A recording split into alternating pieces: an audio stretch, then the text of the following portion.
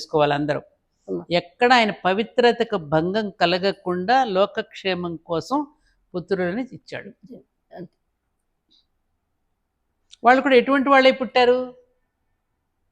ధృతరాష్ట్రుడు, పాండురాజు వీళ్ళు. మరి ఎందుకు అలాంటి వాళ్ళు ఎందుకు పుట్టారు?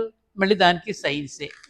ఎప్పుడైతే కూడా స్త్రీ తనను తాను సమర్పించుకునే, భార్య భర్తకు తనను తాను సమర్పించుకుంటుంది,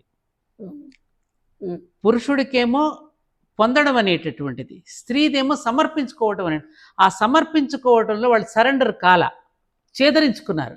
అందుకని ఆ చేదరించుకోవడం వల్ల పాండురాజు అలా పుట్టాడు, కళ్ళు మూసుకోవడం వల్ల గుడ్డివాడుగా వీడు పుట్టాడు. అందుకని దాంపత్య జీవితాన్ని అనుభవించేటప్పుడు కూడా మన పూర్వీకులు కొన్ని విధానాలు చెప్పారు.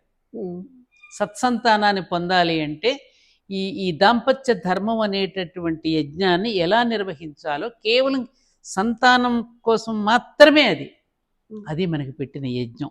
మరి అటు